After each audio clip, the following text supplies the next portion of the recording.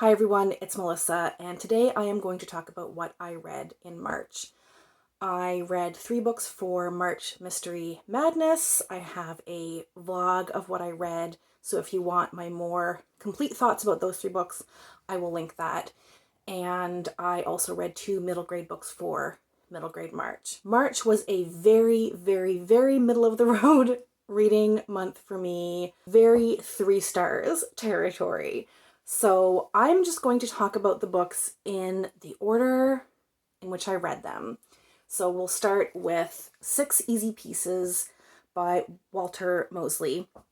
This is a collection of short stories, but they're all linked, or not necessarily linked, but it's clear that they're all taking place in short succession. I haven't read any other Easy Rawlins, but his character had some sort of criminal past. That's what I can glean from just these stories and not having read any other Easy Rawlins books. But he has a past, and he is trying to now live the straight and narrow, but he's being kind of pulled into solving these crimes. So all of these stories are different crimes that he's not officially investigating. He's not a detective, but he is trying to solve. There's an arson, there's a murder, there's a kidnapping. What I liked is the setups of the stories. I liked watching Easy Rawlins go into these back alley, shady kind of areas, watching him questioning people, trying to gather information. And it was fun to watch him solve these crimes. That was the part that I really liked. But there is so much absolutely poor, like bottom of the barrel representation of women in here that it really affected my ability to enjoy the stories. So that's why I gave this 3 stars. The stories themselves were good. The representation of women was absolutely atrocious. So that's where we landed for this book. The next book that I read for March Mystery Madness, I listened to an audiobook, and that is The Cutting Season by Attica Locke, and I will make sure the narrator for the audiobook is listed in the description below. I enjoyed the narration. This was another 3-star book for me, but the parts that I enjoyed in such a way that I will definitely pick up Attica Locke again.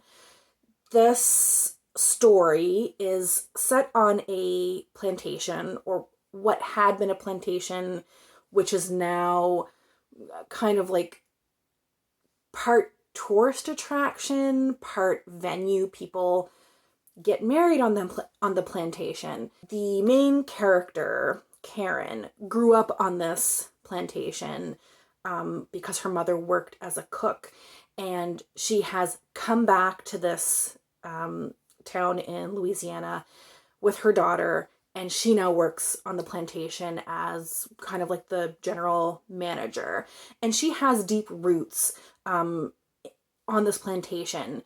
Her, I think it's like great-great or maybe great-great-great-grandfather had been enslaved there right around the time of emancipation, so then was free, but like worked the land after emancipation. So her family history is tied up with the history of the plantation. In the novel, a migrant worker who has come to the country illegally, who works in a neighboring field that is still run as a agricultural cane sugar plantation. This migrant worker has been murdered. Her body is found on the plantation. So there's some parallels there with like slavery and like current day exploitation of migrant workers. And all of that I thought worked really well. There's some weaving in of some of Karen's family history with this ancestor of hers who had been enslaved there and who lived on that land. And all of that I thought was super interesting. I think like the mystery itself was really interesting. Why I only gave it 3 stars was because I absolutely could not stand the main character. She had a legal background. She didn't finish law school because of financial reasons, but her decision making was just so completely off the mark. I just couldn't believe in any of the decisions that she was making. They didn't make sense with how she had been introduced as a character. I found a lot of her actions very contradictory, and she just really irritated me. So that's why I gave this 3 stars. But I think another book by Attica Locke with a different character, definitely I could get behind her writing and her plot and her themes and all of those things. So I think this might be just like an exception that I didn't care for this character, and I am definitely going to read another Attica Locke. The last book I read for March Mystery Madness was The Long Dark Tea Time of the Soul by Douglas Adams. This is the second of his 2 Dirk Gently books. The first book is Dirk Gently's Holistic Detective Agency. This was my only 5-star read of the month. I absolutely loved this. I didn't think I was going to like it as much as I ended up liking it because of my own preconceived notions of what this book was going to be. So I absolutely loved Dirk Gently's Holistic Detective Agency, which is a comedy science fiction mystery. And I was expecting this to be the same. This is still a comedy and still a mystery, but it is very much fantasy and not science fiction. And the science fiction elements worked so well in the first one. There's like time travel involved, and that really adds an element to the mystery that makes it a lot more interesting. And this doesn't have a science fiction element. It's very, very, very much fantasy. There are gods in this. At first, I was a little disappointed because I was expecting basically what I had got in the first book. This is just different. It's just a different genre, and it can't rely on the same science fiction type tropes that it did for the first book because it's not science fiction. It has to rely on more fantasy elements to explain the mystery. Very much like the first book, when I finished this book, I had no idea what had happened. Like, Dirk Gently solves the mystery and I didn't quite understand it. So I did the same thing that I did when I read Holistic Detective Agency, which was that I just went back and reread huge chunks of this and was able to piece together what happened. So don't let that discourage you. I think it's not complicated in a way that is frustrating. It is complicated in a way where you really want to go back and reread and like understand, wait, what just happened? And it was just so much good fun. I find Douglas Adams so hilarious. I thought this was really funny. I still liked the first book more, but this is still a 5 stars.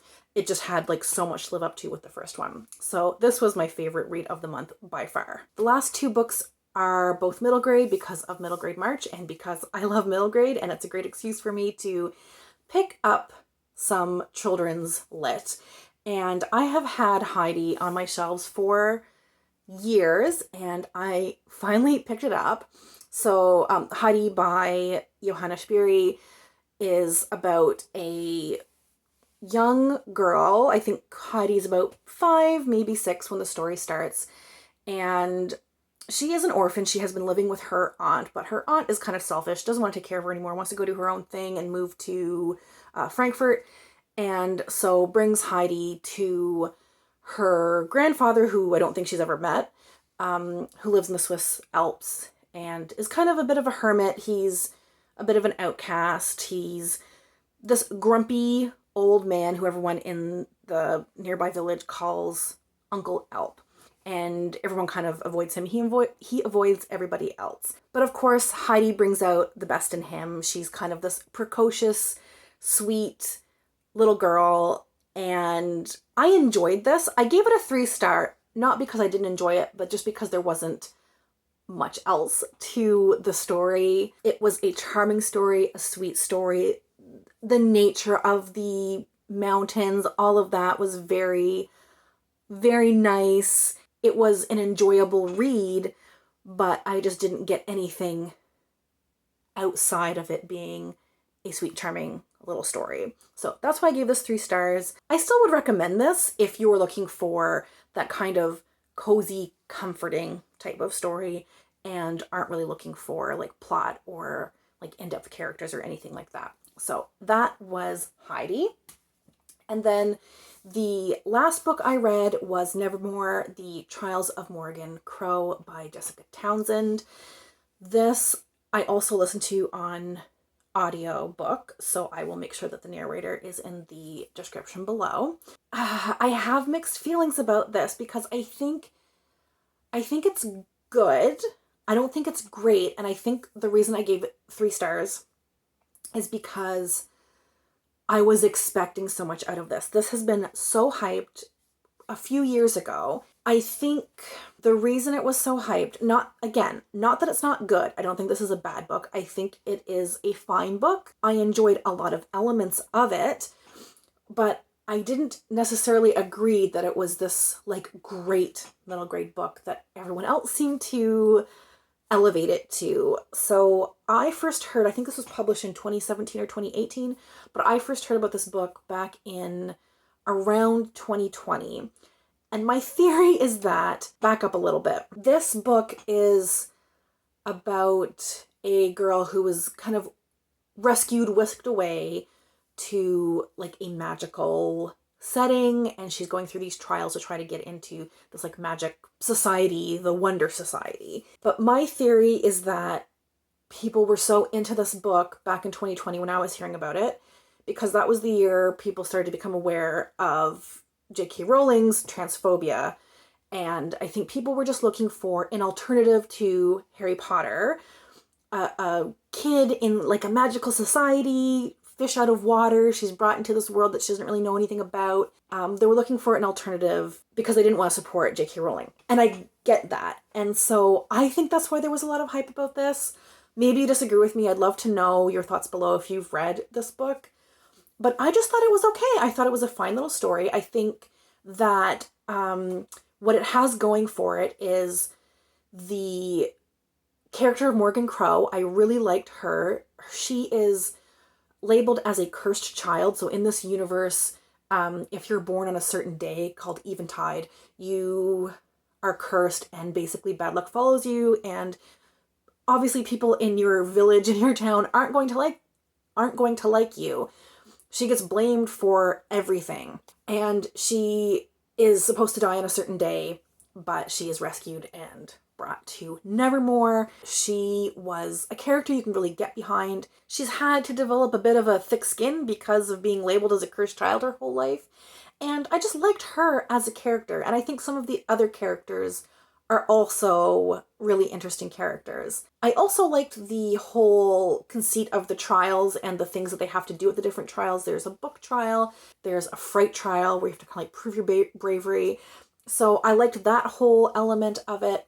Where the book isn't as good, in my opinion, is in its like world building. She is staying at this inn, this hotel, and so she meets some of the people who are like long-term residents there, I guess. I'm a little bit fuzzy on exactly like why they were there, but I feel like I wanted them to explore the hotel more. There's like wings you're not supposed to go down and like different kind of like cool magical elements. I wanted her to be exploring the hotel more. There's one scene where that happens, but I wanted more of that. I just felt there wasn't enough of that.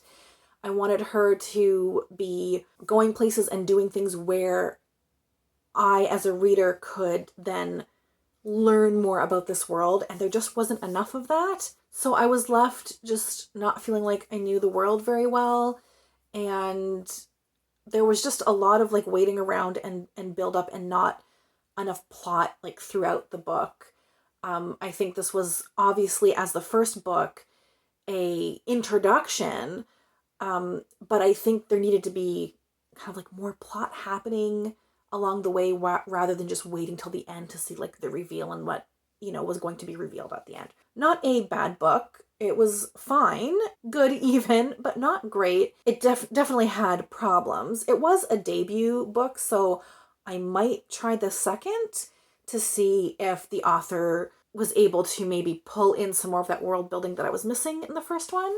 But yeah, that was my experience with Nevermore. So those were the 5 books that I read in March. If you have thoughts on any of them, please let me know in the comments below. As always, thank you all so much for watching, and we'll chat soon. Take care. Bye.